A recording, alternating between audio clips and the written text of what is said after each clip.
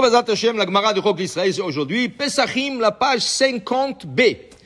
La Gemara va nous parler de certaines choses qui emmènent la bracha ou qui enlèvent la bracha. Alors la Gemara dit comme ça, Erev Pesach et Erev Yom Tov et Erev Shabbat, il faut pas travailler. Il y a des gens qui travaillent jusqu'à la limite, vraiment, une demi-heure avant Shabbat et ils courent à la maison et des fois il te vient même avec des habits de travail parce qu'ils n'avaient pas le temps de changer. Il y a des gens qui le font même exprès pour te dire, ah, tu sais, le Shabbat, c'est le matin que je vais m'habiller pour Shabbat. Non, le Shabbat commence le vendredi soir. Et tu l'honores le vendredi soir. Quand tu vas à la synagogue, tu prends ta douche, tu t'habilles l'Ichvot Shabbat. C'est pas le samedi matin. Vendredi soir, il faut être habillé l'Ichvot Shabbat.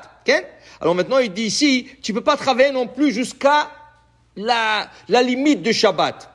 Pourquoi? Eno roe siman bracha. Depuis quand? Depuis heure de la mincha. Depuis mincha, 2h30 avant Shabbat, tu peux plus travailler. Tu peux plus travailler parce qu'il n'y a pas de bracha dans cet argent. Cet argent n'a pas de bracha. Alors pour dire, il y a des gens qui te disent, il reste. Non, il faut que déjà, regarde, en Israël, à midi, 1h, tout le monde ferme le magasin. Et là, Bezat Hashem, dimanche, lundi, tu as toute la semaine pour avoir la... Mais il faut pas rester jusqu'à la dernière heure.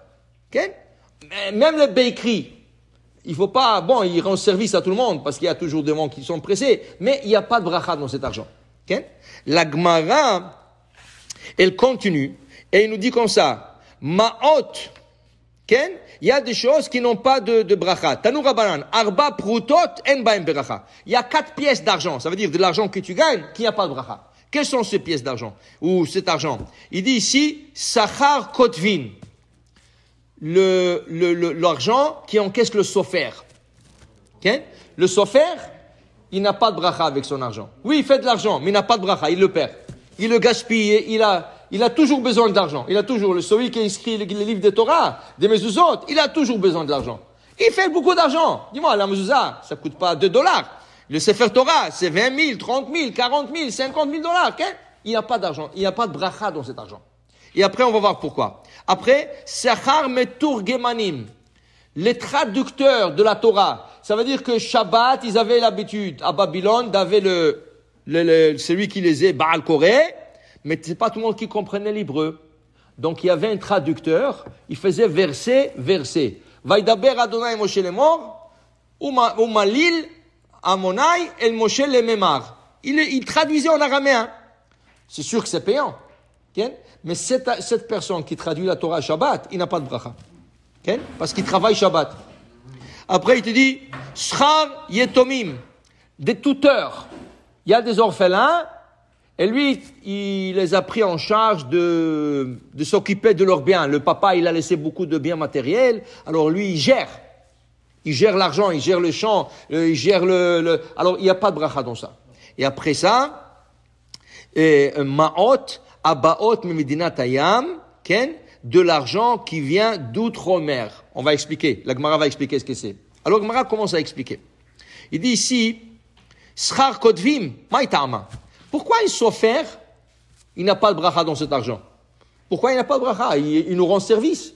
Il nous écrit des mezuzot. Pourquoi? Regardez ça, extraordinaire. La Gemara dit pourquoi?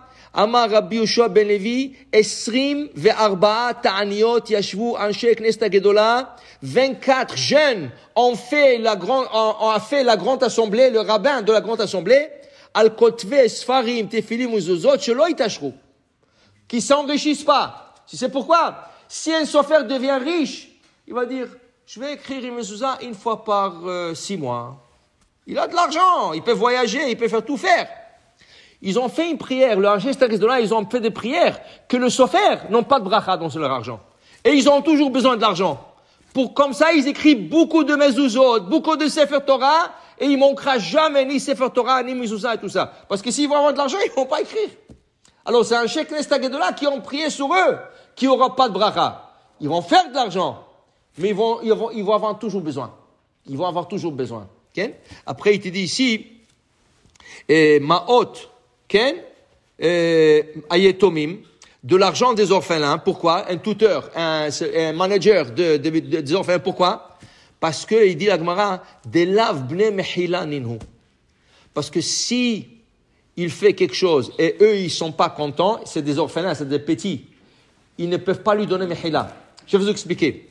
Jusqu'à 13 ans, si tu blesses un enfant, tu ne peux pas lui demander pardon. Même si tu dis pardon, tu ne peux pas lui demander. C'est écrit, et j'ai vu une fois, le Stipler, Rabbi Israël Kanievski, à un certain âge, il ne sortait plus. Il était en train d'écrire ses livres et les gens venaient chez lui pour avoir des brachot. Un soir, ils l'ont vu à Bnei Brak dans un bar mitzvah.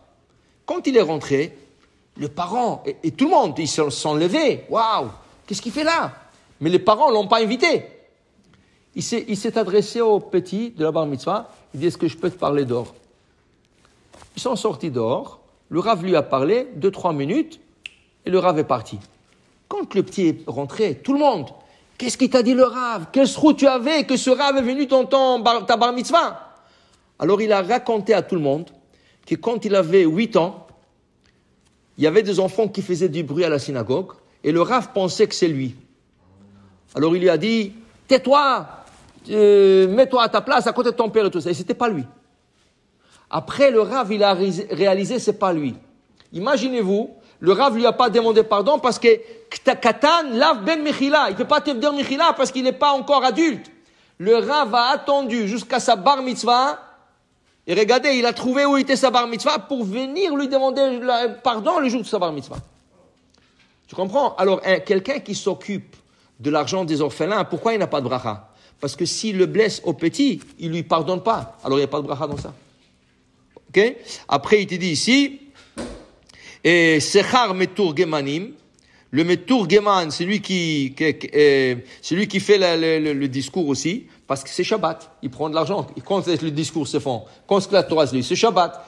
L'argent gagné Shabbat, même si c'est en permission, il n'y a pas de bracha. C'est pour ça que Rav ici, il dit, c'est lui qui lit la Torah et il encaisse de l'argent. Il lit la Torah Shabbat, il encaisse de l'argent. C'est mieux qu'il prend cet argent, qu'il s'achète une paire de tefilin, qu'il s'achète des livres, qu'il s'achète des vrais kodesh. Parce que cet argent n'a pas vraiment de bracha. C'est mieux d'acheter des autres choses. Après, il te dit ici que l'argent qui vient de outre-mer, pourquoi? Explique Rashi, celui qui envoie ses bateaux avec de la marchandise. Si tu as investi $100,000 de la marchandise et le bateau il coule, tu as perdu.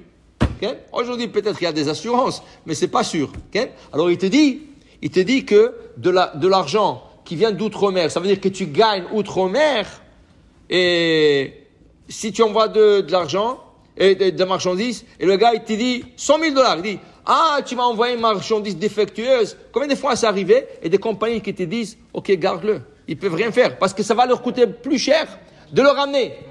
Et là, tu as perdu $100,000. Okay? C'est mieux toujours de faire affaire dans la ville. Tu contrôles et tu peux bien gérer. Alors voilà, il dit, la bracha, quand tu gagnes ton argent, ça veut dire dans de bonnes choses, cet argent a de la bracha. Amen ve amen.